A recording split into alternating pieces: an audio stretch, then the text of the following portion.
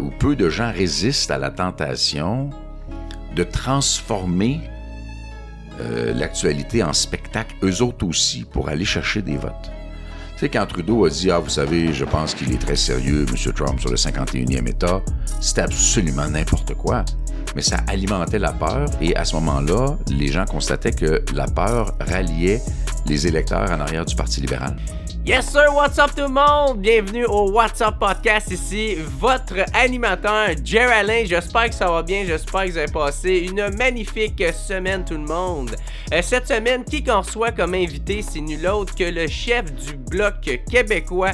Il s'appelle Yves-François Blanchet, qui est venu nous parler un peu de politique fédérale, politique fédérale et en plus... Quand on parle de politique fédérale, on parle aussi de Donald Trump, on parle de Justin Trudeau, on parle de l'arrivée de Mark Carney. Ce podcast-là est enregistré le 4 mars, fait que dites-vous garder ça en considération, comme quoi qu'il n'y a pas la mise à jour depuis cette date-là. Fait qu'un gros merci à Yves-François Blanchet d'être venu au What's Up Podcast.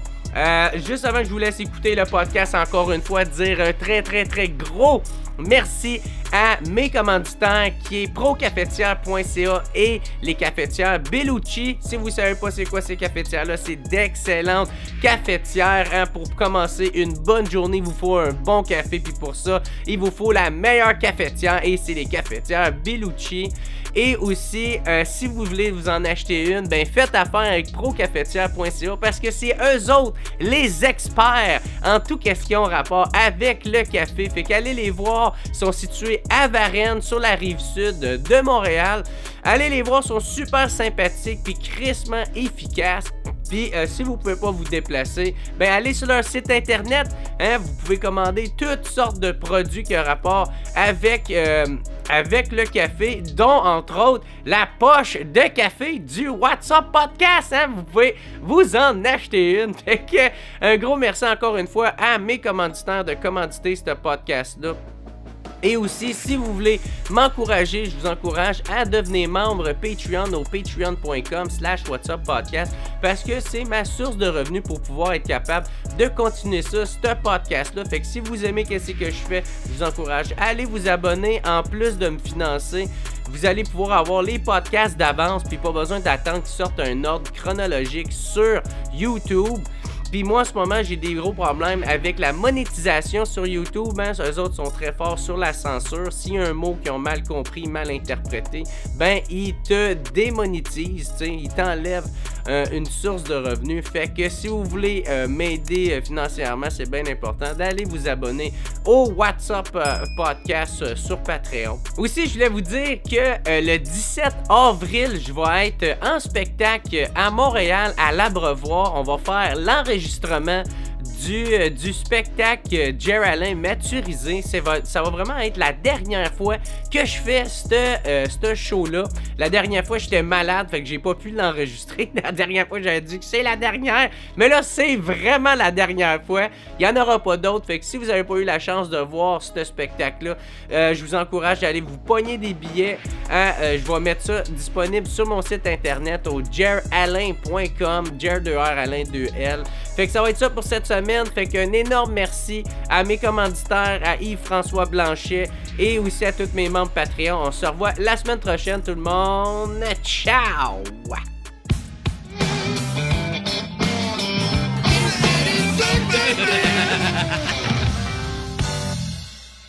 Ben, what's up tout le monde? Bienvenue au What's Up Podcast. Aujourd'hui, super content de le recevoir. Il est chef du Bloc québécois au fédéral, Yves-François Blanchet. Ça va bien? Ça va très bien.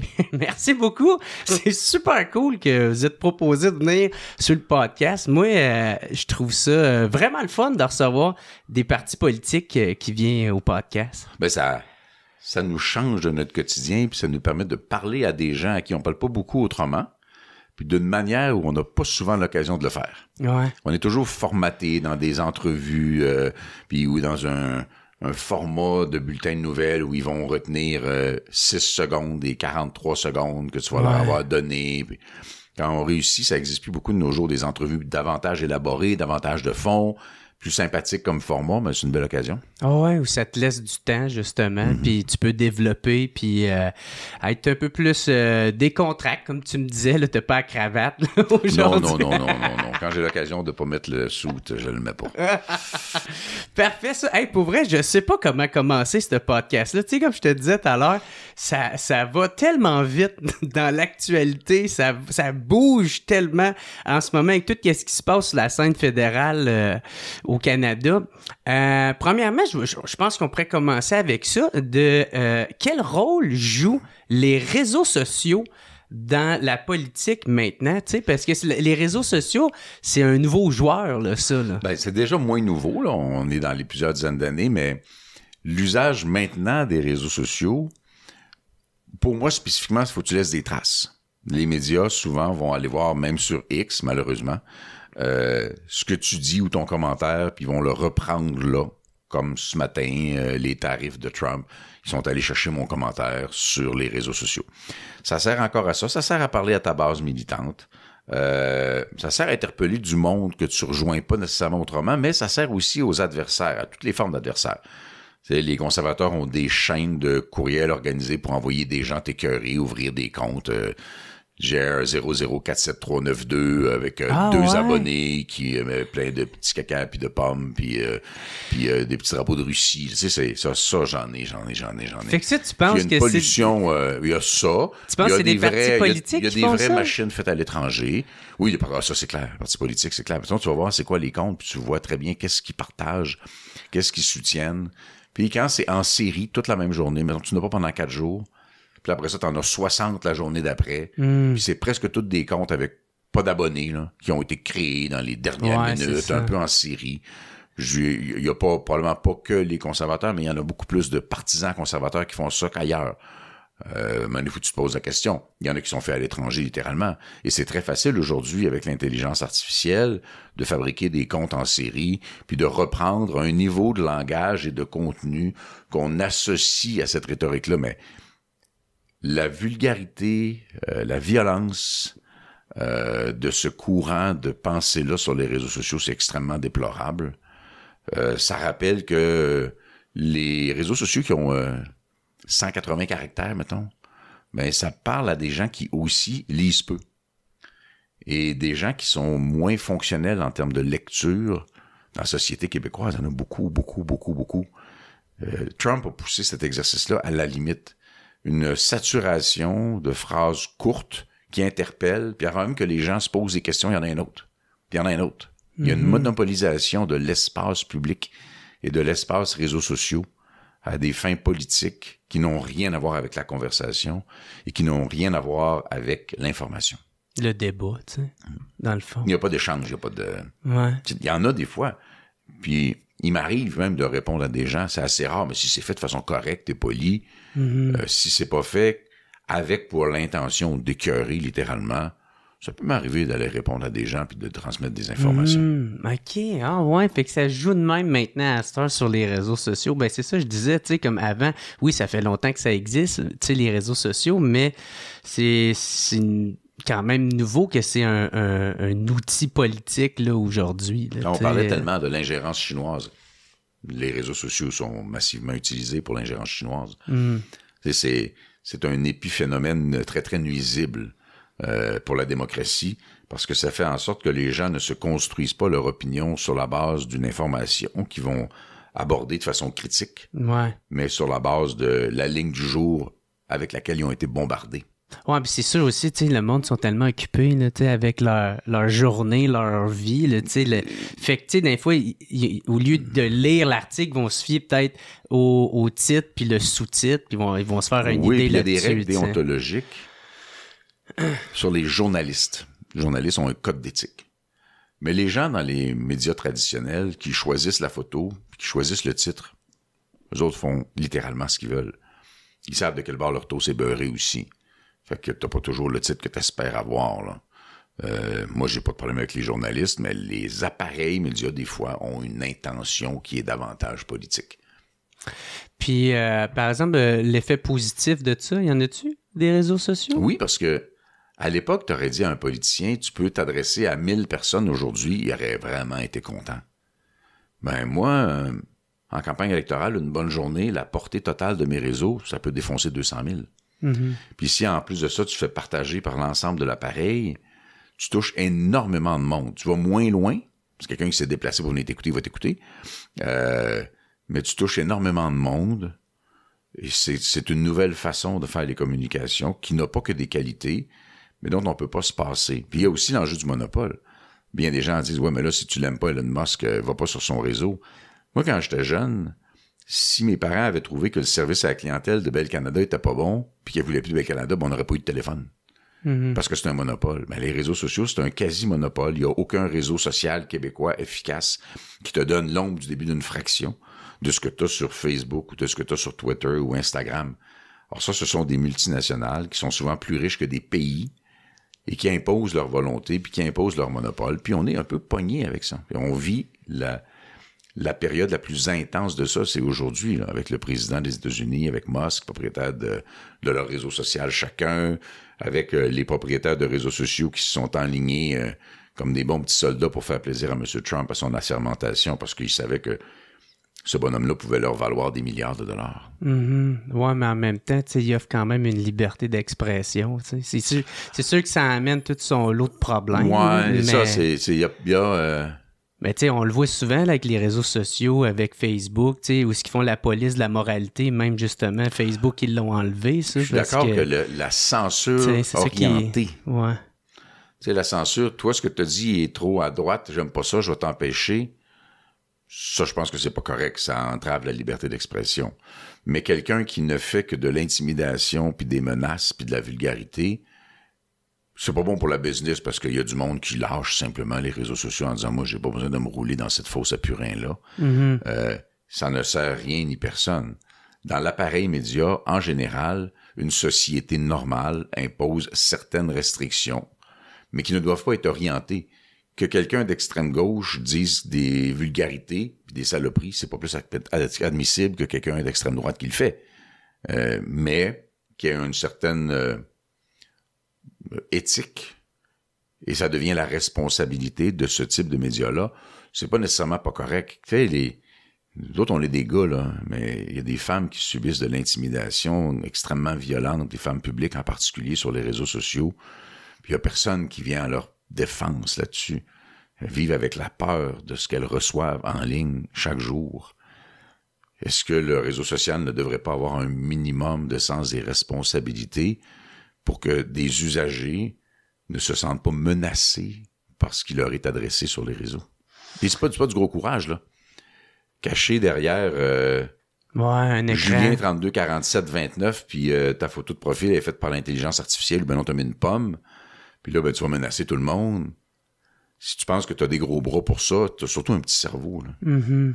Ben, c'est ça, il faudrait être capable, mettons, d'aller les identifier. Tu sais, pas qu'ils puissent pas être anonymes. Lorsque ça va assez loin, la police est capable de les identifier pour intervenir. C'est ça, tu sais. J'ai vu des cas. Ouais. Parce qu'il faut quand même, c'est ça, pouvoir trancher là-dessus. Tu sais, mais par exemple, moi, j'ai bien de la misère avec quelqu'un quand il me dit qu'il faut amener des balises à la liberté d'expression, tu sais, parce que, tu sais, c'est sûr. Mais ça, c'est plus la liberté d'expression. Mais quand ça va à l'encontre de la loi, c'est ben, ça, c'est la loi c'est la propagande haineuse, c'est le propos haineux, c'est la menace, c'est l'intimidation.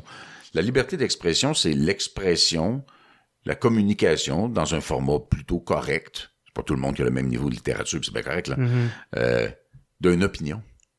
Et la liberté d'expression, la liberté d'opinion, la liberté de rassemblement, c'est fondamental dans une société libre. Moi, je suis totalement à la défense de ça, mais tu peux faire un mauvais usage d'un bon outil au-delà de ce que la loi devrait permettre. Mm-hmm. Et quelqu'un qui dit, moi, je veux garder le droit d'envoyer anonymement à ma voisine des tweets qui sont sexuellement explicites, qui sont des menaces ou que c'est le petit bonhomme, le petit émoticône d'excréments que je vais y envoyer en série, sachant très bien que ça va y faire peur. Je sais pas, il y a une limite, à un moment donné. Ben oui, mais c'est ça, mais ça, la loi l'empêche, là. C'est contre la loi. Ouais, faut que tu sois capable d'aller pogner, mais je pense qu'ils le peuvent. Il y a quelqu'un qui est une personnalité très connue au niveau international, qui a été l'objet de menaces, et cette même personne-là en a fait à mon endroit, à moi. Mm. Et c'est en passant par ce qui m'avait été envoyé à moi qu'ils l'ont identifié pour l'autre. OK. Fait que, tu sais, ils sont capables de le faire. Ben ouais, puis là, quand ils pognent, ils font rien. T'sais, on Ben, le ils font avec pas Sophie, grand-chose avec, mais Sophie soit- Durocher, là. Ouais, que là, ce soit pas n'importe longtemps, qui, là, tu sais, même toi, là, quelqu'un il dit, moi, tu mon hostie. Ouais. Pas sûr que ça te tente. Non. Tu vas te demander c'est qui. Hein? C'est quelque chose, n'importe quel geste agressif et anonyme, là, Mhm. tu vas avoir de la misère à dormir. Ça. Ouais. Mais c'est ça qui est triste, c'est même quand ils pognent, ils font pas grand-chose avec. Ils font pas grand-chose avec. C'est ça avec Sophie Quelqu'un qui Durocher. l'a échappé, ou quelqu'un qui a des problèmes de santé mentale, quelqu'un qui a une certaine... des raisons qui appartiennent à tout le monde et à personne, là, jusqu'à quel point la punition doit être de mettre quelqu'un qui a envoyé une lettre heavy en prison pendant 2 ans. Il y a une limite raisonnable de ce côté-là aussi. Mhm. Moi, je suis pas juriste, là, je m'avancerai pas sur ce terrain-là. Je vais juste dire que on vit en société sur une planète qui est de plus en plus petite. Les règles qui nous permettent de vivre ensemble de façon harmonieuse sont importantes. Mais malheureusement, à l'heure actuelle, c'est les plus hautes autorités de la planète qui font usage des réseaux sociaux à des fins politiques. On parle de la Chine, on parle de la Russie, on parle de l'Iran, on parle de l'Inde, on parle des États-Unis maintenant. Et pour les petites nations comme nous, ça ne nous oblige pas à jouer le même jeu. Mais il y a quelque chose d'intimidant pareil, puis il faut être solidaire. Ben oui. Je vais t'emmener sur un autre sujet. Mark Carney, j'aimerais ça qu'on parle de lui. Tu sais, parce qu'on dirait qu'aujourd'hui, il y en a qui le présentent comme si c'était la nouvelle révolution depuis le pain tranché. Oui, c'est le nouveau Messie. Ouais, c'est ça. Ben, Tu sais, veux-tu me dire c'est qui, ce gars-là? en fait, Mark Carney est un instrument de la haute finance. Il a été directeur de la Banque d'Angleterre, directeur de la Banque du Canada sur des conseils d'administration de très grandes entreprises, dont une qu'il aurait envoyée lui-même aux États-Unis avant de devenir candidat à la direction du Parti libéral. Ouais, ça, c'était c'est pas un entrepreneur, c'est pas un un gars qui part une PME en Beauce puis qui dit « Hey, moi, je vais faire rouler une business puis je vais créer des jobs. » Pas en tout. C'est pas sa réalité. Il est très, très loin de la réalité d'un gars comme toi ou moi. Là. Moi, j'en ai eu une business pendant des années. Là. Tu te lèves le matin, tu te demandes comment tu vas faire les payes dans 2 semaines. Il a jamais eu ce problème-là. Mais il a essayé d'arriver en disant « J'ai ri un peu de lui avec ça. » Tu lui poses une question sur l'environnement, sa réponse est « Je suis Mark Carney ». Tu lui poses une question sur le coût de la vie, je suis Mark Carney.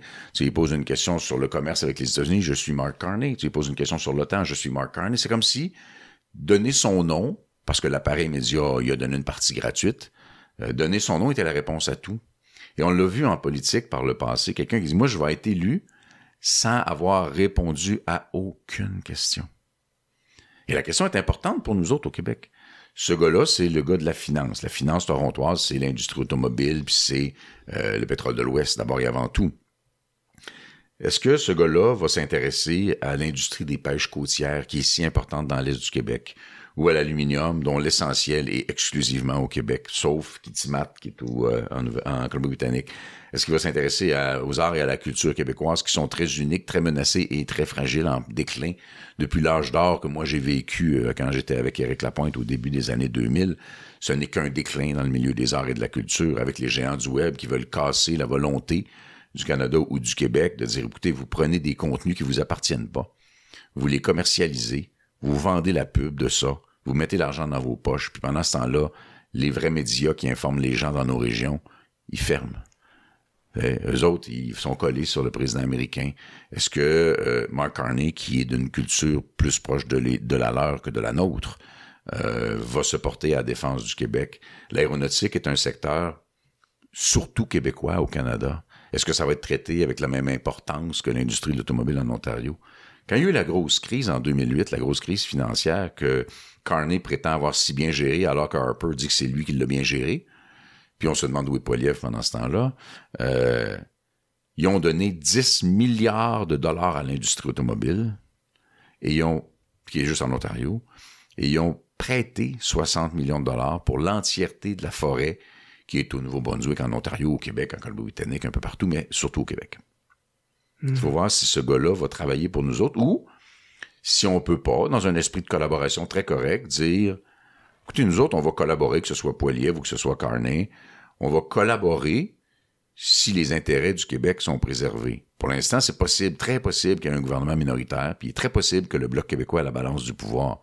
Si c'est le cas, les Québécois sont protégés parce que tu veux faire ceci ou cela dans n'importe quel secteur de négociation commerciale, où on va t'appuyer, mais en même temps, il faut que tu protèges mes pêcheries, puis il faut que tu protèges mon aérospatial ou l'intelligence artificielle, qui est d'abord une spécialité québécoise. Quelqu'un qui va dire « je vais collaborer, mais tu peux pas sacrifier l'économie du Québec au bénéfice de celle de l'Ontario », pour laquelle Doug Ford s'est très bien positionné en faisant son élection juste avant l'élection fédérale. Il est tout nouveau encore, malgré tout. Il est sur sa lune de miel post-électorale, puis il va prendre le contrôle de la campagne fédérale qui va se jouer essentiellement dans le Grand Toronto. Moi, pour vrai, je trouverais ça épouvantable que ce soit Mark Carney qui rentre. Là, je veux rien. Qui rentre à la direction du Parti libéral, c'est pas mal déjà fini. Hein. C'est probable. Qui rentre premier ministre, ben, il va l'être momentanément de toute façon. Moi, je ne pense pas, je sais pas quand ça va être diffusé, mais moi, je ne pense pas qu'il va rappeler le Parlement le 24 mars. Je pense qu'il va nous envoyer en élection avant ça, parce qu'il va aller s'humilier pour rien. Il a tout fait pour dire qu'il n'était pas pareil comme Justin Trudeau. Puis il y a des gens qui le croient. C'est assez particulier parce que il a été le principal conseiller économique de Justin Trudeau. Les politiques économiques de M. Trudeau qu'on a dénoncées en criant dans le Parlement des conservateurs, c'est lui qui est derrière ça. C'est lui qui était derrière ça. Puis il dit un peu comme d'autres, mais lui il dit « je ne couperai pas dans les dépenses, puis je vais même en ajouter. » Ouais, OK, tu vas prendre l'argent où? Tandis que les conservateurs disent, je vais couper dans les dépenses, puis je vais couper dans les revenus de l'État, mais il va falloir que tu payes les services pareil. Les gens, ils vont dire, OK, c'est le fun de payer moins d'impôts, mais faut que la rue soit dégagée en avant de chez nous, puis il faut qu'on ait un système postal, puis il faut qu'on ait n'importe quelle juridiction qui est exclusivement fédérale, le militaire à la limite. Là. Donc, les gens ne donnent pas de précision sur leur programme. Des fois, je me dis, coudonc, le cadre financier qui va sortir en premier, ça va être celui du Bloc. Puis le programme le plus précis, ça va être celui du Bloc, même si le Bloc n'a pas la prétention de former un gouvernement. Tu peux pas élire quelqu'un sans qu'il te dise ce qu'il a l'intention de faire, sinon il va faire exactement ce que ça y tente, puis il va dire « Ah, j'ai jamais dit le contraire. » Moi, mon travail, ça va être de les obliger à prendre des engagements sur la gestion de l'offre pour le lait, les œufs, la volaille du Québec, à prendre des engagements sur la forêt, à prendre des engagements sur l'aluminium, à prendre des engagements sur les pêches ou sur les minerais rares et stratégiques. Le phosphate, qui est extrêmement important, mais les plus grandes réserves au monde, connues présentement, sont au Saguenay-Lac-Saint-Jean. C'est extrêmement important pour nous. Le lithium, ben, c'est beaucoup Québec. On veut pas que dans la négociation, nous, on soit bradés pour protéger des secteurs économiques qui sont d'abord ontariens, puis qui sont d'abord le milieu financier de Toronto. Donc, ça va être un gros défi. Ben vraiment, tu sais, surtout si on regarde les sondages, là, tu sais, c'est sûr, ça reste des sondages, fait que tu sais, c'est à prendre avec une pincée, là, tu sais, mais... Trump a semé une panique, et il va continuer à le faire. Il laisse pas d'espace à rien d'autre. Tu sais, nous autres, des fois, on veut annoncer des trucs, puis on les annonce pas parce qu'on n'aura pas de place pour le faire. Ça sera pas couvert parce que l'espace média est saturé, tu sais, on est un peu pris là-dedans. Mais c'est ça la stratégie de Trump. D'occuper, puis dans une bonne mesure longtemps, M. Poilievre. À chaque jour, t'envoies ta ligne dévastatrice et spectaculaire, puis avant que quiconque ait eu l'occasion de commencer à faire une analyse de ce que t'as dit, puis à se poser des questions, tu m'en envoies un autre. Ouais, tu m'en envoies encore un autre. Tu laisses les gens toujours en déséquilibre jusqu'à ce que, comme j'écrivais ce matin, tu abrutis l'appareil média, tu abrutis les gens qui sont tout mêlés, puis qui ont essentiellement peur. Et l'argument de la peur est très puissant en politique. Mais ça serait pas aux médias de donner plus de visibilité? Je pense qu'ils essaient, mais bon. L'appareil média est en situation économique assez fragile. Fait qu'ils veulent des clics. clics. Pour eux autres, oui, c'est ça. Pour eux autres, de couvrir Trump de façon à la limite démesurée, ça leur attire des lecteurs, puis c'est le nombre de lecteurs qui détermine le prix de la pub. Donc, c'est clair que pour eux, il y a un intérêt à... même si ça peut ne pas leur tenter, des bons journalistes qui veulent faire de la bonne analyse puis de la bonne couverture. J'en connais des tonnes. J'ai été dans ce milieu-là, fait que je les ai connus, ces gens-là. Mais la commande arrive d'en haut, puis tu vas couvrir ça aujourd'hui. Et tu peux pas aller à contre-courant. Donc aujourd'hui, évidemment, tout le monde était sur les tarifs. Ça se justifie, mais ça va aller très loin. À soir, ça va être le discours sur l'État de l'Union, donc le principal discours dans une année du président des États-Unis. Mais là, on s'attend à un cirque épouvantable de la part de M. Trump. Ben, il y a des gens qui trouvent leur intérêt là-dedans, puis ils n'ont pas de misère. Moi, quand j'étais gérant d'artiste, je me disais, tu ne transformes pas ton artiste, tu mets en relief ses meilleures qualités, ou ce qui est, dans le cas de Trump, le plus utile. Qu'ils le laissent aller. Moi, j'imagine qu'à soir, ils vont se dire, on va mettre ce que tu veux dans le discours, mais essaye de te tenir au discours. Parce que la pire affaire, c'est qu'ils partent une chire en dehors de ces lignes puis qu'ils inventent la politique américaine en direct dans le discours sur l'État de l'Union. Avant-hier, hier ou avant-hier, son secrétaire au commerce, l'équivalent du ministre, dit « Il y aura des tarifs, mais ça ne sera pas 25 ». Puis finalement, ça a été 25 % pareil. Il désavoue spontanément ses propres ministres. Il y a une incohérence là-dedans, mais cette déstabilisation-là sert quelqu'un quelque part. Ultimement, une des conséquences qu'on peut imaginer, c'est que pendant le plus longtemps possible, il va essayer de convaincre des entreprises, notamment canadiennes, de s'installer aux États-Unis pour ne pas subir les tarifs. Mm-hmm. Ça va marcher un certain temps. Mais quand l'inflation causée par les tarifs, parce que lui, il dit, vous avez acheté ceci ou cela du Canada, ça va vous coûter 25 % plus cher demain matin, ou l'entreprise canadienne va absorber une partie des tarifs elle-même, mais ça, c'est pas tenable pendant longtemps. Mais quand l'inflation va frapper les Américains de plein front, il va être obligé de modifier sa stratégie, parce qu'il a été élu en disant qu'il allait protéger les Américains contre ce genre de danger-là. Ouais, mais tu sais, il va falloir le regarder aller, puis l'avenir nous le dira. Mais en même temps, lui, il fait rien que foutre la marde dans les négociations pour que, justement, il puisse négocier quand que le chaos est fait, puis là, il va pouvoir en tirer le plus de bénéfices possible. Tout le monde embarque dans le jeu. Ouais. Jusqu'à tout récemment, l'Ontario était en élection. Le gouvernement du Québec est pas sur le bord de l'élection, mais il est déjà en détresse électorale. Ils sont du 3e d'un sondage au Québec, donc ça va pas bien. Pour le gouvernement du Québec, le gouvernement fédéral est en élection. Donc, tout le monde, ou peu de gens résistent à la tentation de transformer l'actualité en spectacle, eux autres aussi, pour aller chercher des votes. Tu sais, quand Trudeau a dit « Ah, vous savez, je pense qu'il est très sérieux, M. Trump, sur le 51e État », c'était absolument n'importe quoi. Mais ça alimentait la peur, et à ce moment-là, les gens constataient que la peur ralliait les électeurs en arrière du Parti libéral. Mm-hmm. L'Union canadienne. Tout ça, c'est calculé par des gens qui soit sont bons stratèges, ou soit pensent qu'ils sont bons stratèges. Hey man, c'est tellement fucking insultant, là, tu sais, quand t'es souverainiste, puis tu te fais mépriser pour tes positions politiques, puis que là, après ça, il arrive un Trump qui attaque la souveraineté du Canada, puis là, les fédéralistes réutilisent les mêmes arguments qu'on utilisait. Oui, puis même le slogan, là, Maître chez nous, là, c'est un argument, c'est un slogan de la Révolution tranquille au Québec qui a contribué à transformer le Québec complètement. Puis là, ils reprennent ça. Si la souveraineté, c'est bon pour le Québec, le Canada, c'est bon pour le Québec. On dit, ouais, vous allez être trop petit. Bon, d'abord, lorsque ton adversaire, c'est les États-Unis d'Amérique, il n'y a personne qui est assez gros pour faire face seul aux États-Unis d'Amérique. Ça n'existe pas.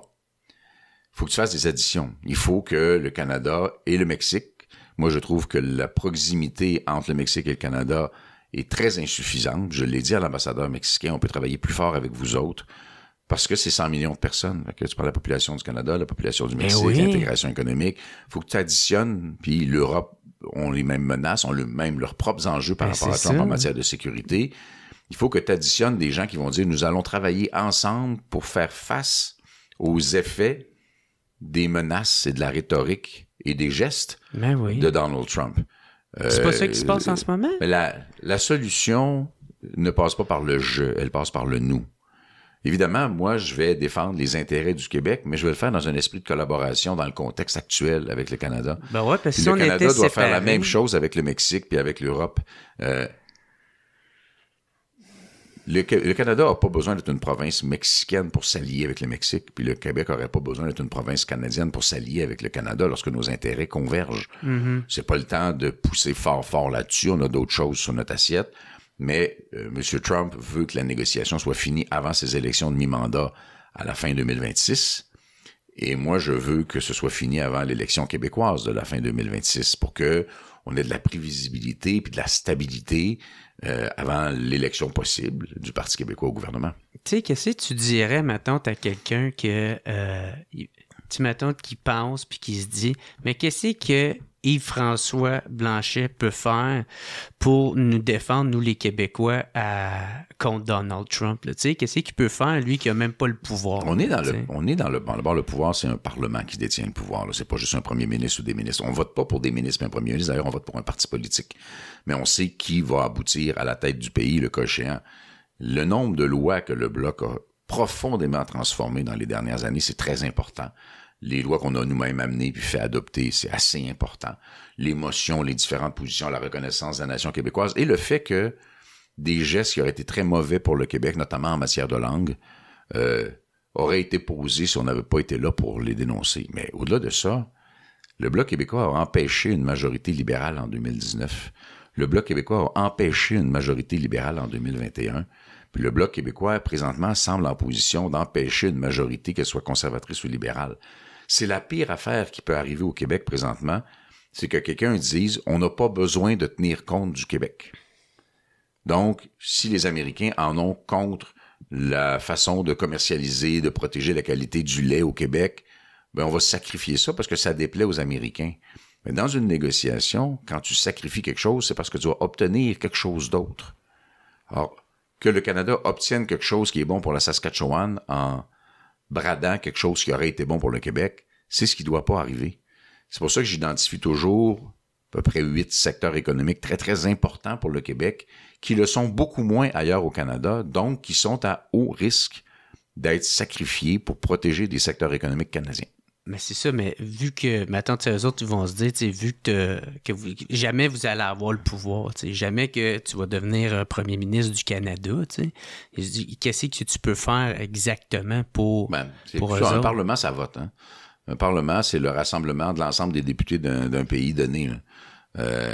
On a gagné beaucoup de votes au Parlement. Si on n'avait pas été là, ça ne se serait pas passé comme ça. Il y a eu un affaiblissement du Bloc qui a duré à peu près 8 ans. Le Québec a mangé ça chaud pendant ces années-là. Les gens en tenaient juste plus compte du Québec. C'était pas important. La pire affaire que tu veux dans la vie, c'est être un député du gouvernement au pouvoir sans être ministre. Parce que tu te faisais va t'asseoir en arrière, puis tais-toi. T'as pas d'influence. T'es quelqu'un qui se lève quand on lui dit de se lever pour voter, puis qui s'assoit après, puis qui va aller faire de la figuration dans des comités dans bien des cas, parce qu'il n'y a pas d'autonomie. Il est obligé de faire ce que le boss du gouvernement il dit de faire, parce que c'est un député du gouvernement. Quand tu es dans l'opposition, tu peux te lever souvent, soulever des questions de façon beaucoup plus efficace. Il y a même des ministres qui n'ont aucune influence. La ministre des Pêches, Diane Leboutillier, elle n'a aucune influence. Elle ne prend pas de décision dans son ministère. C'est quasiment pire. Pour les gens qui espéraient qu'elle les protège, mais c'est une déception parce qu'elle ne l'a pas fait, parce qu'elle n'est pas écoutée au gouvernement ou n'est pas écoutée au cabinet du premier ministre. OK, fait que tu dis même si elle est élue et elle a le pouvoir... Un député du Bloc a souvent beaucoup plus d'influence qu'un député du gouvernement. Est-ce que, parce que là, tu sais, il y a eu en septembre, je pense début octobre, tu sais, vous avez eu comme la balance du pouvoir, tu sais, on appelle. En fait, on l'a pas eu. Ça, ouais. Les médias étaient capables de dire une chose et son contraire. Là. Les libéraux ont fait une entente avec le NPD qui leur donnait une majorité des sièges dans le cadre de cette espèce d'alliance-là qui était inconditionnelle. Les libéraux pouvaient faire ce qu'ils voulaient, le NPD votait avec les libéraux. Ah, ça leur a coûté cher, par exemple, de faire ça. C'est écœurant, mais on va voter pour pareil. On dit non, mais on vote oui. Ce sont fait carrément que c'était effacés, pas un gouvernement minoritaire. On se comportait pas comme un gouvernement minoritaire, fait que notre balance du pouvoir était très limitée. Fait qu'il y avait des gens qui disaient, nous autres, on aimerait mieux faire affaire à la pièce avec le Bloc québécois. C'était peut-être juste pour nous faire plaisir. Mais dans les faits, c'était déjà attaché avec le NPD. Là, si ça se reproduit pas, c'est juste parce que Mark Carney sait très bien que s'il se colle sur le NPD, il va tomber comme une roche. Et il a, au contraire, mangé les votes du NPD. Le NPD se dirige vers une catastrophe électorale sans précédent. Parce que dans les milieux ruraux, les conservateurs ont mangé le vote du NPD. Puis dans les milieux urbains, les libéraux ont mangé le vote du NPD, qui se retrouve avec des chiffres extraordinairement bas. Parce qu'ils ont sacrifié leur identité de parti politique pour reporter le plus loin possible des élections qu'ils n'étaient pas capables de tenir. Alors, il va falloir qu'ils y aillent, ils n'auront pas le choix. Mais c'est ça, mais tu sais, avec le recul, est-ce que tu aurais voté finalement pour dissoudre le gouvernement, parce qu'il aurait pu être fait là, puis vous avez essayé de tenter d'aller chercher des gains, puis finalement, ils ont pas cédé. En fait, les gains céder n'aurait pas dû être le bon mot, à moins que ces gens-là soient profondément malhonnêtes. Les 2 lois qu'on amenait, c'était sur le pouvoir d'achat des retraités, dont il y en a des retraités riches, mais ils sont pas tous là. les plus pauvres des retraités ont un problème de pouvoir d'achat qui s'est amenuisé au gré des années, puis ça n'a jamais été corrigé. Nous, on défendait ça, mais la loi qu'on avait déposée, tout le monde a voté pour. Puis, quand est venu le temps de la mettre en œuvre, là, ils se sont mis à ralentir. Sur la gestion de l'offre puis la qualité de nos produits agricoles, tout le monde a voté pour. Ça s'est rendu au Sénat, puis là, les sénateurs qui parlaient au gouvernement puis aux conservateurs se sont mis à bloquer le truc. Fait qu'il y a eu une hypocrisie là-dedans. Mais nous, on disait, on vous demande de compléter quelque chose avec lequel vous avez dit que vous étiez d'accord. Pourquoi vous le faites pas? Fondamentalement, c'est que le Canada anglais aurait reproché au gouvernement d'avoir fait des concessions au Bloc québécois. Parce qu'on est vu comme le yaourt au Canada anglais par plein du monde. Fait que c'est un peu bizarre qu'ils marchent sur leur propre vote puis qu'ils marchent sur leur propre parole. Mais on en a fait adopter des projets de loi quand même. Donc, il y a des choses qu'on a obtenues. Cette fois-là, c'était gagnant-gagnant. Soit vous nous donnez ce qu'on veut, ou soit on votera pour faire tomber le gouvernement, sachant très bien qu'à partir de ce moment-là, c'est une question de jours ou de semaines. Et c'est en effet ce qui s'est produit. Moi, j'aurais été prêt à aller à une élection plus vite. Maintenant, là, on est encore plus près qu'on l'était, là, en termes d'organisation, de financement, de candidature. Nous, on est dans les blocs de départ. Mais avec le recul, l'aurais-tu fait? Tu sais, maintenant, sachant comment que ça allait se passer. J'avais le devoir de l'essayer. Ouais. J'avais le devoir d'essayer, non pas de favoriser l'intérêt partisan du Bloc sur le coup, mais bien d'aider des dizaines, des centaines de milliers de personnes qui avaient besoin d'aide. J'étais prêt à assumer politiquement qu'ils m'ont dit « Ah, finalement, tu l'as pas eu. » Il l'a pas eu. On aurait pu l'avoir. Il y a eu des négociations, mais le gouvernement savait qu'il pouvait se tourner de bord parce que le NPD avait plus de colonne vertébrale. Quelle leçon t'en tires? Est-ce que tu aurais pu, mettons, te... c'est une grande leçon historique pour le Québec. Jamais faire confiance au Canada. Ça, parce que, historiquement, on les tanne, hein? On les tanne vraiment beaucoup, là. Avec notre attachement aux Français, puis à nos valeurs de laïcité, puis notre désir de réussir l'immigration. Non pas d'importer de la main-d'œuvre vulnérable qui ne chargera pas cher de l'heure, là, de le faire comme faut. On les achale vraiment beaucoup. Puis, une nation a toujours des problèmes avec une nation qui est différente, tant que le problème n'est pas réglé soit par l'intégration de l'une à l'autre, ce qui s'est jamais produit dans le cas du Québec, ou soit par l'indépendance de l'une face à l'autre, ce qui s'est pas encore produit dans le cas du Québec. Fait qu'on est... C'est ça le grand changement de la politique récente. La politique canadienne se définissait dans l'axe Est-Ouest, Québec versus Canada. Le Québec est moins que le quart de la population du Canada, mais un empêcheur de danser en rond tout le temps. Fait que c'était comme ça que la politique se définissait au Canada. Et là, soudainement, elle se définissait nord-sud, Washington versus Ottawa. Et nous, il fallait réexpliquer quel rôle on allait jouer dans cet environnement-là. Tu sais, t'en as parlé tout à l'heure... Tu sais, je me demande, tu sais, c'est ça, quand tu t'en vas à la Chambre des communes, là, vous autres, puis les autres bloquistes, là, ça a l'air tellement comme un terrain hostile. C'est un terrain hostile. Tu sais, ils ont l'air de pas vous vouloir. Quand j'étais à Québec, tu peux avoir des chicanes solides avec d'autres députés. Mais après, tu sais, tu viens de la même place, puis tu parles la même langue, puis il y a une espèce de camaraderie à l'Assemblée nationale du Québec, quand même, qui n'existe pas du tout à Ottawa. À Ottawa, honnêtement, là, la moitié des députés, ça fait quand même 6 ans que je suis là. La moitié des députés seraient assis en face de moi dans un autobus, puis je le saurais pas, là. Je les connais pas. On ne se connaît pas. Les députés les connaissent plus que moi, on fait pas le même métier. Moi, je vais pas dans les comités, j'interagis assez peu avec les députés des autres formations politiques, plus les ministres ou les chefs. On fait pas le même travail, mais moi, ces gens-là, je les connais pas beaucoup. Il y a eu une période, quand il y avait plus beaucoup de députés du Bloc, où c'était de l'intimidation dans les corridors puis des insultes. Moi, j'ai pas connu ça en 6 ans, sauf une fois de l'Alberta que j'ai envoyé se faire voir, un peu plus que ça. Mais c'est moins dans la réalité. Les députés bloquistes sont très, très respectés. Les adversaires disent souvent en privé, puis les médias disent souvent en privé que le meilleur caucus, c'est celui du Bloc. Parce qu'on s'oblige, puis moi, je les oblige. Vous devez connaître vos dossiers. Vous devez être prêts. Quand vous prenez la parole, vous intervenez, faites votre job avant. Je veux pas d'improvisation, je veux pas de sparage qui servent à camoufler l'ignorance. Pourquoi? Parce que t'as l'impression que la faute, elle va avoir beaucoup plus de répercussions? On est élu pour susciter la confiance des gens. Pas facile, ces temps-ci, là. Il faut que les gens nous fassent confiance, et ça, ben, ça se mérite. Mm-hmm. Donc, nous, on n'est pas ceux qui se lèvent au Parlement pour répéter des slogans ou des mensonges. C'est grossier. On fait pas ça. Puis je ne permettrai pas ça. Même dans la préparation des questions, J'ai fait changer le ton quand je suis arrivé, parce que tu te levais, tu étais déjà fâché. C'est comme si tu as 2 vitesses au Parlement, fâché puis bien fâché. Puis après ça, tu peux pas aller plus loin. Là. Après bien fâché, tu fais quoi? Tu te mets à crier sur ton bureau. Ouais. Tu fais comme l'autre parlementaire, là, comment il s'appelle. Là. Gourde. Oui, c'est ça. C'est triste, M. Gourde. Je pense, il s'est fait diagnostiquer un cancer, genre. C'est triste, ça. Ouais. Mais tu sais, c'est juste se lever pour lancer des slogans dans un parlement, ben ça décroche le monde. Puis ça fait que les gens finissent par plus avoir confiance. Ouais, ils ont un pouvoir réel par leur vote. C'est ça, c'est parce que j'avais entendu dire ça à la télé, tu sais, que maintenant, qu'est-ce qu'ils veulent, c'est d'avoir une clip environ de 2 minutes pour pouvoir crisser sur les réseaux sociaux, tu sais. C'est pas vraiment l'échange ou le débat, tu sais. D'ailleurs, c'est un phénomène fascinant avec les podcasts qui souvent rejoignent des centaines de milliers de personnes parce que aujourd'hui, sur les réseaux sociaux, quand tu atteins 1 minute, c'est énorme et les gens écoutent pas la minute au complet. Donc, le cœur de ton message qui va accrocher les gens pour qu'ils écoutent le reste, tu as quelques secondes à peine pour le placer. Et quand tu arrives en point de presse face aux médias, tu sais que tu vas faire une entrevue qui va durer 10-15 minutes des fois, puis il va y avoir une petite phrase dans l'article de journal ou une petite clip de 5 secondes au bulletin de nouvelles. Puis il y a beaucoup de médias maintenant, mais ils disent toutes la même chose.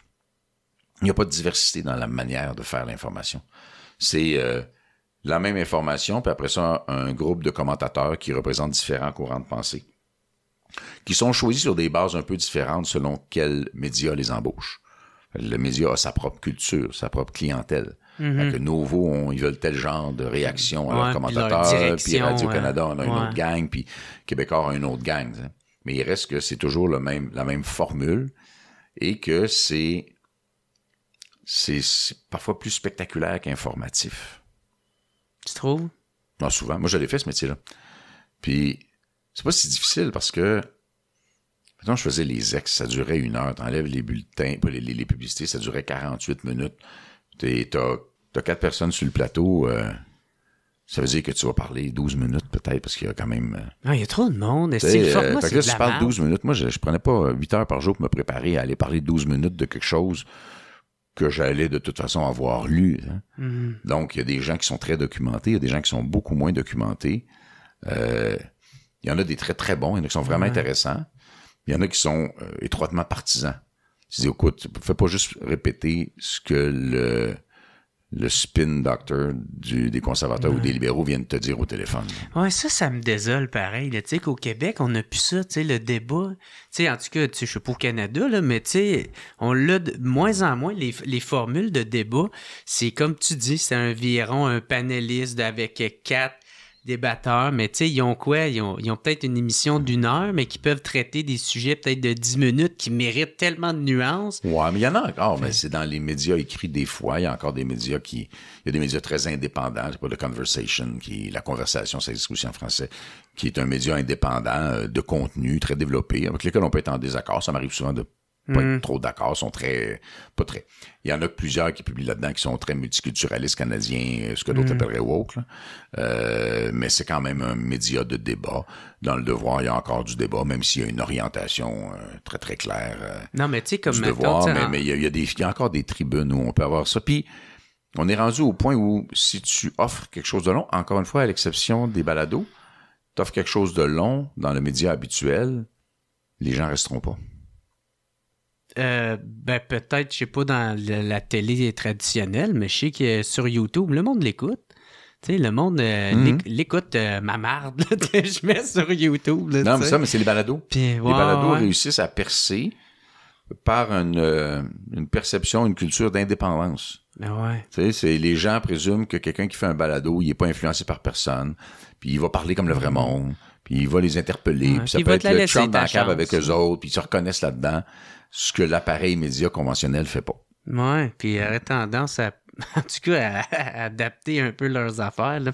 Avec le temps avance, j'aimerais qu'on parle aussi du débat de la chefferie libérale, tu sais. Pas du débat, parce qu'il était assez plate, là, mais par exemple, tu sais, les 4 se sont entendus, tu sais, ils étaient d'accord sur le fait de d'amener en cours la loi 21 puis la loi 96, tu sais. Puis on dirait le monde... Ah oui, puis là, matin, le gouvernement fédéral a dit oui, nous allons nous inscrire comme participants au procès en Cour suprême contre le Québec. Ben c'est ça, on dirait le monde, gouvernement ils n'entendent pas ça ou ils comprennent pas. On l'a répété 2 millions de fois, mais le gouvernement canadien prend l'argent des Québécois et l'investit contre le Québec. Ben oui. Dans une loi qui est très, très consensuelle au Québec, même 2 lois qui sont très, très consensuelles au Québec. Et là, il y a tellement de stock dans l'actualité qui se permettent de même pas être gênés. Mais ce débat-là, qui n'est pas un débat, cette conversation complaisante qui se sont offerts en français les 4, c'est pas tellement la qualité du français, même si c'est caractéristique. Est-ce que les Québécois doivent confier leur art, leur culture et leur langue à quelqu'un qui l'a vaguement appris, mais qui se considère étranger à ça? Mark Carney se considère pas comme Québécois, puis Chrystia Freeland se considère pas comme québécoise, puis Karina Gould se considère pas comme québécoise. Pour eux autres, c'est la langue d'un autre qu'ils sont obligés d'apprendre parce qu'il y a une élection qui s'en vient. Mais c'est pas l'essence de leur vision politique. Et nous, on va confier ce qu'on est, notre âme à nous, là, notre langue et notre culture, à des gens pour qui c'est plus un embêtement que d'autres choses. Mm-hmm. C'est un peu particulier. C'est une réflexion qu'il faut faire. On devrait être les seuls à avoir juridiction sur langue, culture, communication sur notre territoire, dans bien d'autres domaines aussi, mais au moins dans ce domaine-là. Mais c'était beaucoup dans le débat le fait, puis ça s'est maintenu, qu'ils ne disent rien. Donnez-moi le mandat, je vous dis pas ce que je vais faire avec, puis qu'est-ce que je décide n'importe quoi, je vais dire que j'ai jamais dit le contraire. Poilievre fait ça à l'heure actuelle, on connaît rien du programme de Pierre Poilievre, puis on connaît rien du programme de Mark Carney. Ben, on sait qu'il va être plus dur avec le wokisme, tu sais, c'est pas un gouvernement il y a certains éléments, mais en même temps, les conservateurs sont à la même place que les libéraux pour financer la démarche en Cour suprême contre la loi 21 sur la laïcité et contre la loi 96 sur le français. Ouais. Tous les partis fédéralistes, sont d'accord pour aller contre le Québec avec l'argent du Québec. Mm-hmm. Donc, à un moment donné, il faut se réveiller et dire, OK, ce monde-là ne travaille pas pour nous autres. Et après ça, on va leur confier le reste de ce qui fait la différence québécoise au niveau économique. C'est assez révélateur du fait que on risque de passer dans le tordeur. Parce que, tu sais, qu'on soit d'accord ou pas avec la loi 21 puis 96, tu sais, c'est pas ça le débat, c'est le fait que c'est certainement pas à Ottawa de dire comment faire au Québec. Tu sais, nous, on peut en débattre entre nous autres, puis on décidera si on veut le garder ou pas, ou on mettra un nouveau gouvernement qui va aller contre ou pas, ou whatever. Mais c'est crissement pas à Ottawa y a personne à dire qu'est-ce qu'il faire. Il y a personne dans le monde ou parmi les pays souverains qui dit « Je ne suis pas d'accord avec mon gouvernement légitime, alors je vais demander à l'autre gouvernement du pays d'à côté de gérer ça à la place de mon gouvernement. » Personne ne fait ça. Fait que, il est pas normal que les Québécois acceptent que des enjeux qui sont liés à leur langue, leur culture, leurs valeurs, leur vision de l'immigration, nous, là, on est d'accord avec notre gouvernement, mais mettons qu'on n'était pas d'accord sur d'autres politiques de notre gouvernement, assurance dentaire, mettons. Ben là, on va demander à l'autre gouvernement de venir faire la job du mien. Mais tu renonces pas à ta souveraineté comme ça, tu renonces pas à tes juridictions comme ça. Mais si t'aimes pas le gouvernement, tu le remplaceras. Mais c'est à se demander si les Québécois veulent vraiment de ça. Tu sais, parce que c'est tellement, là, je suis un peu défaitiste là, en ce moment, là, parce que c'est un peu cynique même, là, avec, tu sais, toute l'arrivée avec les États-Unis, tu sais, puis leur attaque continuelle vers le Canada. Mais tu sais, ça se demander si le Québec veut vraiment exister. Tu sais, veulent vraiment de ça. Parce que les gens entendent en ce moment, ce qu'on leur dit. Tu sais, quand le gouvernement du Québec actuel, qui est très nationaliste quand même, il a pris des bonnes positions nationalistes, c'était payé en niveau électoral. Pour la coalition des Québec, être nationaliste, c'était manger le lunch du Parti québécois. Mais après ça, quand tu arrives devant les constats d'échec du fédéral, mais que tu restes fédéraliste pareil, parce que les principaux gains que tu as faits dans la dernière élection, c'était dans des comtés libéraux. Là, tu dis, ouais, je ne vais pas écœurer les libéraux qui ont voté pour moi. Fait que je vais en mettre assez, mais pas trop. Mais François Legault a déjà été un indépendantiste impatient et convaincu.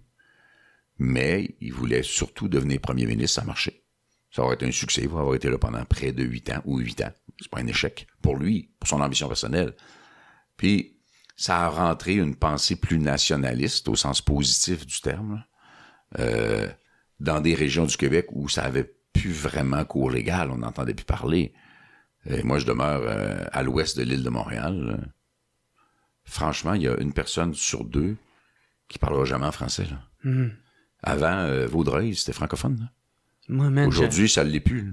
Moi, je pardonnerai jamais ça à François Legault. Qu'est-ce qu'il a fait? Tu sais, il y avait tout en son pouvoir, même avec le climat politique qu'il y avait, avec tout l'appui. Il y avait comme 75% d'appui de la population là, avant que ça chute, là, tu sais.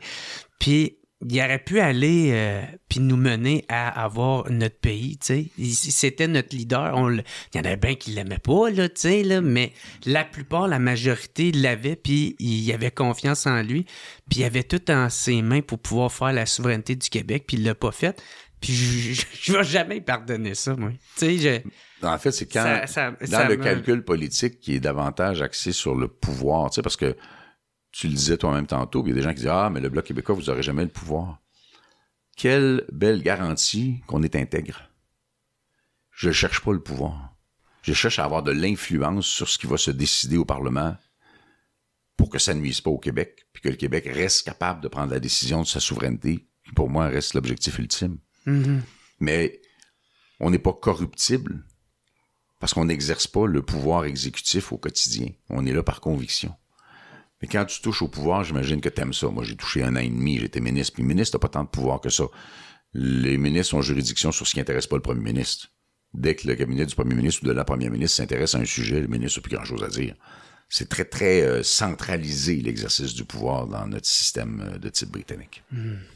J'avais une autre question qui venait avec ça aussi, c'est que à quel point que les juges ils sont impartiaux quand ils sont nommés, tu sais, est-ce qu'ils sont plus nommés en fonction de leur idée, qui sont plus près de... On a fait la démonstration, on appelle ça la libéraliste, là, que il y avait une disproportion de juges ayant été donateurs au Parti libéral parmi les nominations libérales. Mais c'est ça, là. Ça ressemble au Sénat. Hein. Tu dis, non, ils sont indépendants. Oh, mais on regarde c'est quoi le passé de cette personne-là avant de la nommer au Sénat. Quand même. C'est moins pire qu'aux États-Unis où le président nomme des juges grossièrement sur la base de l'idéologie. Donald Trump a un contrôle sur la Cour suprême. Il est sûr de gagner à terme. Ce gars-là a été convaincu de crime. Et en procès, puis tout, là. Pas des textes de journal, là. Aucune conséquence. Il a réussi à exercer une influence démesurée sur le système judiciaire. Or, la liberté des gens dépend de l'indépendance des différents pouvoirs. Le pouvoir législatif, c'est-à-dire les élus dans un parlement qui votent les lois et qui approuvent le budget et un certain nombre de choses. Le pouvoir exécutif qui est le gouvernement, les ministres et la machine de l'État qui gère au quotidien. Et après ça, tu as le pouvoir judiciaire qui est les juges qui tranchent les débats sur des matières peut-être beaucoup civiles ou qui donnent les sentences en matière criminelle, ce qui est autre chose. Et le 4e pouvoir, qui est l'appareil média, qui doit aussi être indépendant. Mais quand l'appareil média a faim, craint de ne pas avoir de financement, ben ils savent, là, les médias, que si les conservateurs sont élus, ils n'ont rien de garanti, puis si les libéraux sont élus, ils ont plus de chances. Ils savent que le Bloc québécois va protéger l'appareil média parce qu'on pense que c'est important d'avoir un appareil média indépendant.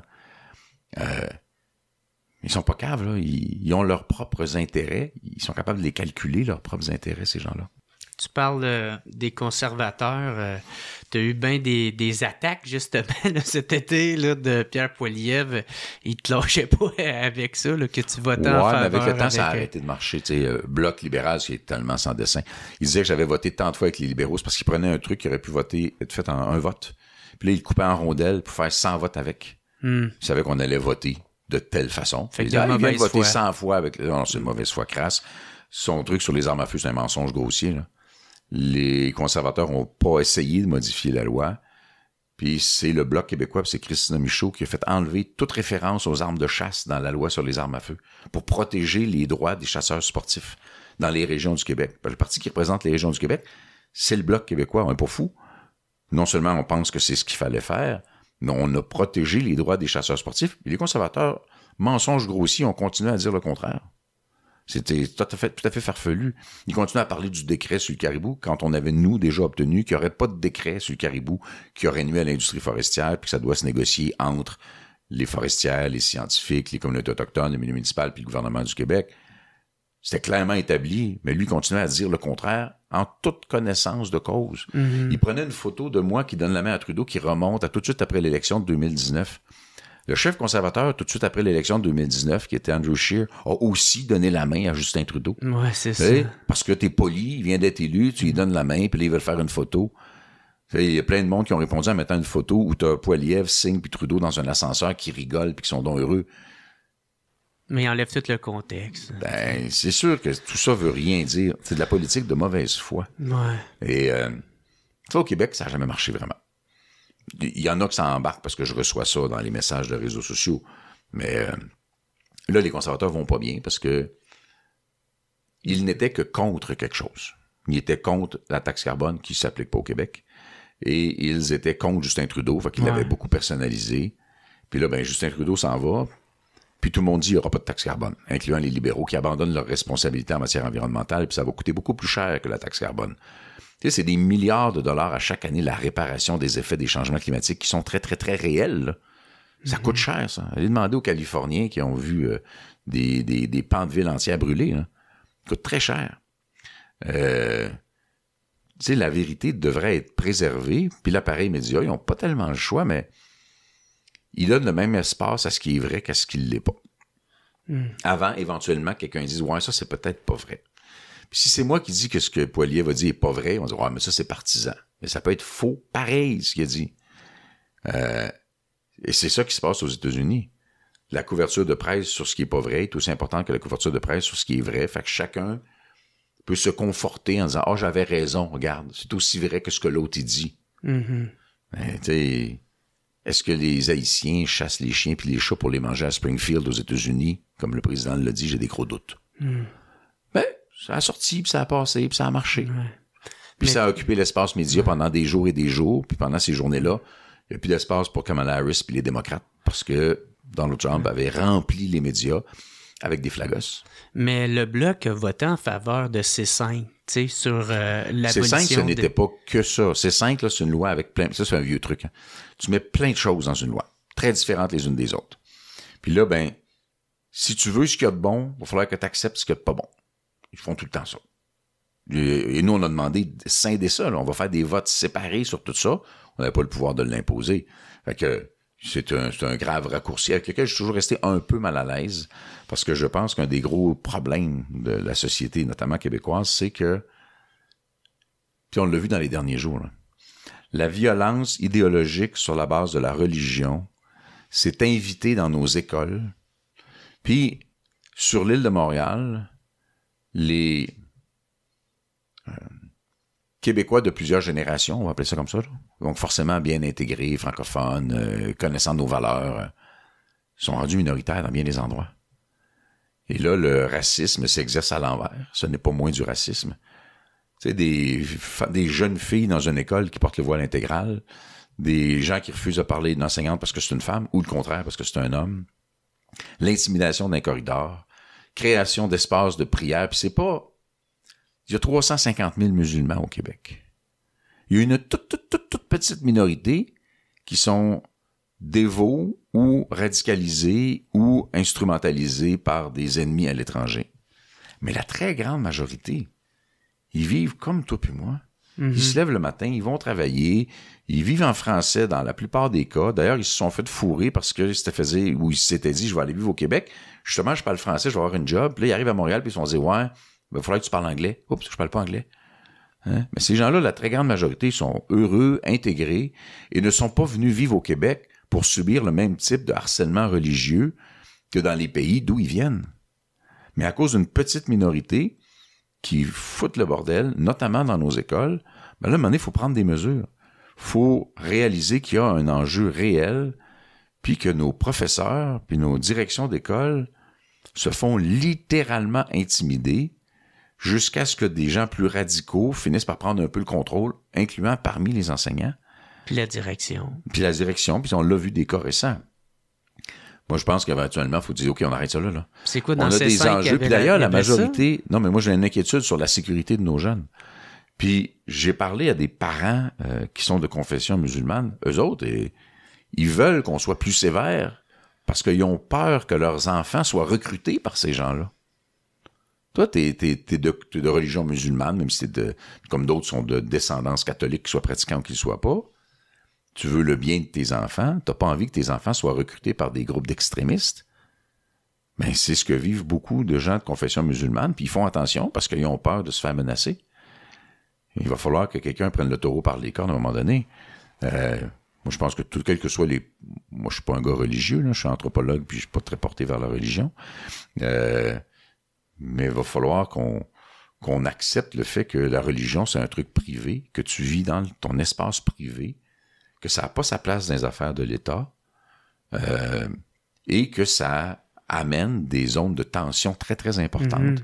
Ça veut dire qu'il va falloir prendre des mesures. Ouais, mais ça, je suis d'accord avec tout. Mais pour ces 5, tu sais, tu dis, tu sais, c'était malhonnête parce qu'ils ont mis plein d'affaires là-dedans. Mais tu sais, l'abolition des peines minimales obligatoires, là, ça. Ça, il y a un autre argument là-dessus. Là.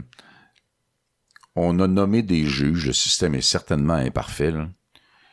C'est pas aux conservateurs de Pierre Poilievre de dire ça va être quoi la peine que va subir un criminel de quelque nature que ce soit. C'est la job du juge de faire ça. Lui, il n'est pas politicien. Il ne fait pas de politique. Il juge le cas. Il y en a qui vont faire des meilleurs jugements que d'autres. On a vu des gens se retrouver dans la rue ou bénéficier de l'arrêt Jordan.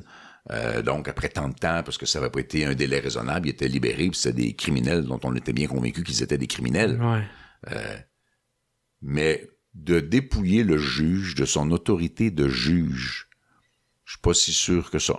C'est comme si quelqu'un rentrait ici et disait « Ouais, voici les questions que tu vas poser à tes invités. » Tu vas dire hey, « C'est ma job, ça. C'est mon balado. » Donc, est-ce qu'on peut être plus sévère? Est-ce qu'on doit être plus sévère? Oui.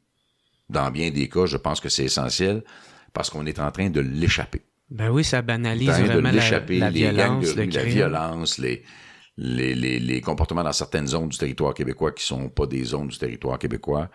C'est une violence sur laquelle on ferme les yeux, littéralement, parce qu'on n'a pas le courage de faire face à ce danger-là. Ben ouais, puis ça, ben moi, j'ai vu alentour de moi les conséquences de cette petite loi-là. Là. Quand ils ont construit une nouvelle école dans le coin où je demeure pas loin de Vaudreuil, ils ont construit une nouvelle école, et il y avait beaucoup de violence dans l'autre. Ça s'est déplacé dans la nouvelle instantanément. Et les gens essayaient de vendre les maisons autour de l'école. Parce que c'est trop violent. C'est quand tes enfants rentrent au secondaire puis t'as peur pour eux autres. Là. Ben, il faut se mettre à la place des parents puis donner un sentiment de sécurité. Puis c'est pas une question de religion.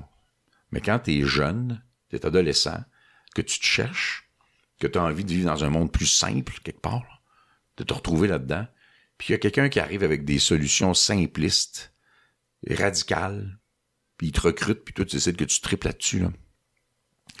Ça alimente les gangs de rue, ça alimente les gangs activistes. Ouais. Ça détourne l'esprit de la loi puis du vivre ensemble. Moi, je pense qu'il faut être très prudent là-dessus. Donc, il faut notamment avoir des mesures plus sévères à l'encontre des contrevenants. Mais il faut pas avoir que ça. Il faut comprendre comment on arrive là. Ouais, c'est ça. Comment les jeunes ont fini par se sentir exclus de la société d'accueil au point de se greffer à des groupuscules radicaux, heavy ou criminels. Il y a une bonne question là-dedans. Le Québec vit un truc particulier. Tu as un gouvernement qui dit « Voici ce que nous sommes comme société québécoise, francophone, laïque, beaucoup plus égalitaire que n'importe où d'autre sur le continent, généreuse, accueillante. » Et tu as le gouvernement d'Ottawa qui dit « Non, c'est tout le contraire. » Fait que les gens sont un peu mêlés. Puis, dans la région de Montréal, ben, tu sais que tu vas avoir plus de chances d'avoir le type d'emploi que tu veux si tu parles anglais que français. Fait que le français recule. Puis, ces gens-là qui ne parlent pas français, puis qui voient un mouvement politique qui dit « Ouais, ben, nous autres, on voudrait que vous soyez capables de parler français. Pas que vous deveniez francophone dans la maison chez vous, c'est pas de nos affaires. Mais que vous soyez capable de parler français, ben, ils sont faciles à rendre hostiles à la société québécoise, puis c'est en train de séparer le Québec de Montréal. Ah, c'est ça que tu disais dans un article. C'est une division dangereuse, triste, très triste, Le Québec a autant besoin de Montréal que le Montréal a besoin du Québec. Et là, on est en train, encore une fois, à cause d'une masse critique qui nous échappe complètement, de perdre la métropole québécoise, qui n'est plus la deuxième ville française au monde, c'est Québec, la deuxième ville française au monde, d'après moi, là. Et ça, c'est dommage. Comment on fait pour renverser ça? Gros défi. Je pense que l'indépendance fait partie de la solution parce que t'as plus deux mouvements politiques qui s'opposent à l'intérieur, ou deux paliers de gouvernement qui s'opposent à l'intérieur d'un même territoire. Mm-hmm. Tu peux avoir des politiques cohérentes. La meilleure manière que les Anglais arrêtent de s'inquiéter pour l'anglais, c'est la souveraineté du Québec, parce qu'on n'aura plus besoin d'avoir autant peur de notre assimilation. C'est un peu dur à expliquer, mais il y a quand même de ça là-dedans. Puis qu'un gouvernement dit la laïcité de l'État est un enjeu important, puis on se rend compte que la loi 21, elle est vraiment pas assez loin, on le vit dans les écoles. Et t'as l'autre gouvernement qui dit non. Nous allons défendre les prétendus droits de minorités qui veulent porter des signes religieux intimidants pour d'autres. Puis ça fait pas l'unanimité des musulmans, là. Non, clairement, il y a beaucoup de musulmans qui sont pas d'accord avec ça parce qu'ils ont fui ça. Ben oui, exactement. Il y a tout un mouvement de femmes d'origine musulmane, de culture musulmane, pratiquantes, qui sont farouchement du côté de la laïcité de l'État. Ben oui. Parce que moi, je suis ethnologue, anthropologue, c'est ma formation. Une religion qui ne soit pas sexiste et discriminatoire au bénéfice des hommes contre les femmes, il n'y en a pas dans les grandes religions du monde. Même les bouddhistes, c'est pas une religion égalitaire. La petite religion, ça a déjà existé, là. Le matriarcat a déjà existé aussi, mais de façon générale, les religions chrétiennes, toute la gang, parce qu'il y en a plusieurs, musulmanes, juives, bouddhistes, dans leur tradition, ne sont pas des religions égalitaires, c'est des religions sexistes. Mais là, tu peux dire, oui, on va vivre avec ça parce que c'est historique, ça remonte à la nuit des temps. D'accord. Mais est-ce qu'on peut au moins s'organiser pour que cet héritage culturel ne vienne pas compromettre la volonté qu'on a chez nous que les femmes soient les égales des hommes en droit ou au niveau économique ou à tous égards? Vraiment. Vraiment. J'ai une dernière question parce que je vois qu'on bosse un petit peu, là. Comment faire l'indépendance du Québec, d'après toi? Je ne vais pas aller loin là-dessus parce que la démarche qui mène à l'indépendance du Québec est la prérogative du chef du Parti québécois ou du chef d'un gouvernement souverainiste à l'Assemblée nationale du Québec. C'est l'Assemblée nationale du Québec qui va mettre en place une démarche vers l'indépendance. Moi, je suis en soutien de ça.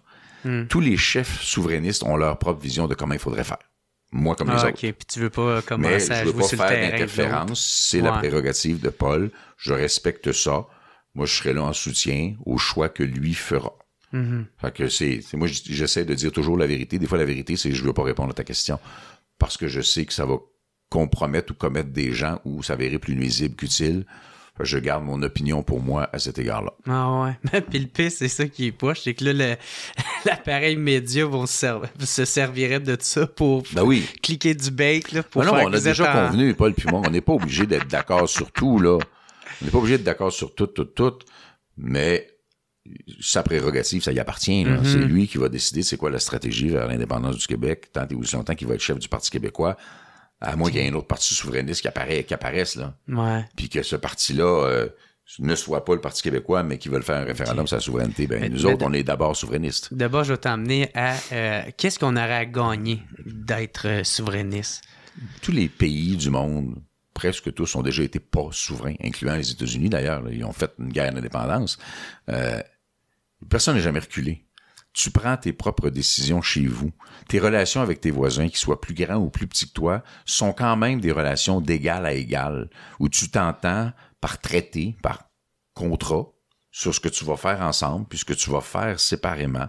T'as pas besoin, l'Europe est pleine de pays beaucoup plus petits que le Québec, et moins riches que le Québec en termes de ressources naturelles, clairement, et en termes d'énergie encore pire. Tu prends tes propres décisions dans le sens des intérêts ou tels que les gens les perçoivent sur ton territoire. Ils vont aller voter, tu vas avoir un mandat, puis tu vas faire ce que les gens ont jugé qui était bon. Et il n'y a pas un autre pays, il n'y a pas une autre juridiction, il n'y a pas un autre gouvernement qui va rentrer chez vous et dire voici comment ça va se passer. Il y aura toujours des influences étrangères. Les États-Unis au Canada ont énormément d'influence. Il n'y a pas juste la Chine qui faisait de l'ingérence. Les États-Unis en font. L'appareil de sécurité canadien est trop proche, à la limite, de l'appareil de sécurité américain. Puis quand tu es voisin de la Chine, puis tu subis l'intimidation de la Chine, t'as beau dire je suis un pays indépendant, il y a des journées que tu manges ça chaud. C'est pour ça que je dis que la stratégie face à Trump, c'est d'additionner des juridictions, des pays qui, en termes de poids économique et en termes de population, sont aussi importants que les États-Unis. L'Europe est plus populeuse que les États-Unis, mais ils font moins de commerce avec les États-Unis, ils n'ont pas la proximité que le Mexique ou le Canada a avec les États-Unis, ou le volume de la Chine. Mais la dimension d'un pays ne garantit pas la liberté. Un plus gros pays n'est pas plus libre. La division à l'intérieur des États-Unis présentement, où c'est deux pays en un, est assez révélatrice aussi. La Nouvelle-Angleterre est démocrate, la Californie, puis l'Ouest sont démocrates, le reste, c'est des zones très républicaines, avec des différences culturelles énormes. Donc, un peuple qui se reconnaît comme peuple, une nation qui se reconnaît comme nation, se donne les attributs de la souveraineté, exerce le droit à l'autodétermination et prend ses propres décisions, préférablement, bien sûr, sur une base démocratique. Quand t'aimes le gouvernement, il reste là, puis quand tu l'aimes pas, il s'en va éventuellement. Mm-hmm. Mais c'est la normalité de tous les peuples du monde. Et le seul argument qu'on nous a opposé, c'était des arguments de peur. On ne devrait pas avoir confiance en nous. On devrait penser que il y a des choses qu'un Canadien est capable de faire, puis qu'un Québécois est pas capable de faire. Ça n'existe pas. L'ingénierie, le milieu des affaires, l'entrepreneuriat, la science, les arts, la culture, les communications, il n'y a rien qu'un Canadien soit capable de faire qu'un Québécois n'est pas capable de faire. Fait qu'on devrait avoir les mêmes prérogatives sur un territoire qui serait le nôtre, avec notre propre obligation de partager le territoire avec les Premières Nations, dans une entente qu'on établirait nous-mêmes, qui serait pas, papa veut pas, va voir maman, tu sais, toi tu veux pas me le donner, mais aller voir l'autre, là. Mm-hmm. Puis je vais soutenir celui qui va me donner ce que je veux. On arriverait dans une situation beaucoup plus normale, avec un bien meilleur potentiel d'avoir une société heureuse et cohérente, là, selon nos propres valeurs. Ouais, mais c'est ça, il y en a qui utilisent le fait que ça craque de tout partout au Québec pour faire comme, ben voyons donc, si on était un pays, comment qu'on devait... On ne parle que de ce qui craque, là. Le Québec ne craque pas à ce point-là de partout. Vous savez, après moi j'ai été ministre de l'Environnement de 2012 à 2014. La bourse du carbone entre le Québec et la Californie, c'est moi qui ai complété la négociation de ça, la mise en place de ça. Et là, on disait, ça va être épouvantable, l'essence va monter, ça va être la catastrophe économique. C'est pas à cause de la bourse du carbone, mais malgré la bourse du carbone, pendant toutes les années suivantes, le Québec performait mieux que toutes les provinces canadiennes. L'économie du Québec se portait mieux. Ça ne va pas que mal au Québec. On parle évidemment plus de ce qui va pas bien, c'est plus vendeur. Ben, ça ne va pas que mal au Québec. Il y a des choses qui vont bien au Québec. Globalement, le niveau de vie des Québécois est élevé. Globalement, l'écart de richesse entre les plus riches et les plus pauvres est plus bas au Québec que n'importe où ailleurs sur le continent. Le Québec a encore, même si c'est beaucoup affaibli, un star system, un appareil média, un appareil culturel qui lui est propre, que tout le monde nous envie. Parce que pour les Canadiens, c'est difficile de distinguer la culture canadienne de la culture américaine, bien qu'on a vu que face à la menace des États-Unis, les Canadiens se sont quand même regroupés. On dit non, on n'est pas ça nous autres. Ceux qui sont le plus loin des États-Unis, c'est le Québec dans les sondages, pour des raisons évidentes, là. Mais ils se sont quand même redressés, puis ils ont dit hey, nous sommes quelque chose de différent, ce que je trouve très sain quand même. Mais si le droit d'exister différemment est bon pour les Canadiens, ben, le droit d'exister différemment est bon pour les Québécois. Et puisqu'on a cette inquiétude-là en commun avec les Mexicains et de plus en plus de pays européens, ben, parlons-nous et prenons une position commune par rapport à ce qu'on considère être les exagérations du nouveau président américain. Hey, Yves-François Blanchet, merci beaucoup, chef du Bloc québécois. Un grand plaisir. Merci beaucoup d'être venu sur le podcast. Il y a mes commanditaires, les cafetières Bellucci puis procafetière.ca qui t'offrent un beau cadeau d'une poche de café. Une poche de café. Ben oui, du WhatsApp Podcast. Avec ta face dessus en plus. Ben oui. Ça va réveiller mon homme. Il est bon en tabarnak, ça a de l'air. Oui, OK. C'est bon. Moi, je suis un peu paresseux. J'utilise une machine, mais je sais que ça fait du bon meilleur café. Mais j'avais une relation incertaine avec la machine à café. OK. Fait que... Ça, c'est à toi ou ça va avec? Ah oui, je te l'offre, mon chum. Ça va avec, oui, c'est la tasse qui va avec, c'est la tasse. Là. Merci beaucoup d'être venu au podcast. Puis, je te laisse le mot de la fin. Je te laisse le mot de la fin. Moi, j'encourage à ce que des... Tu sais, ce que tu fais, c'est l'essence même de ce qu'on aime des balados. Tu sais, tu t'assois, tu parles avec quelqu'un, il te laisse parler, il va te challenger un peu, il va te poser des questions. Tu peux développer. Ça nous donne plus, ou ça me donne à moi plus l'impression que je parle à ben du monde en même temps, sans rien préparer, sans rien formater. Quand je fais des débats, je me prépare pas. Je suis pas capable de parler 20 minutes des sujets d'actualité, j'ai pas d'affaire à faire ce que je fais. Mais là, je peux parler plus longtemps, développer plus, être juste ben à l'aise, parce que je sais que j'ai le temps d'expliquer mon affaire. Il devrait en avoir plus de ça, parce que c'est la dernière tribune où on a des conversations plus développées, puis que les auditeurs... dont les auditeurs font ce qu'ils veulent après. Là. Et ça, c'est la démocratie, c'est ils ça. repartent avec ça. Puis ils vont être d'accord ou pas d'accord. Puis c'est ça, tu sais, tu fais confiance à l'intelligence du monde. Si tu n'es pas obligé d'être tenir par la main, tabarnak. Là. Hey, merci beaucoup encore une fois, Yves-François Blanchet. Merci beaucoup tout le monde d'avoir écouté. On se revoit la semaine prochaine. Bye, merci beaucoup tout le monde.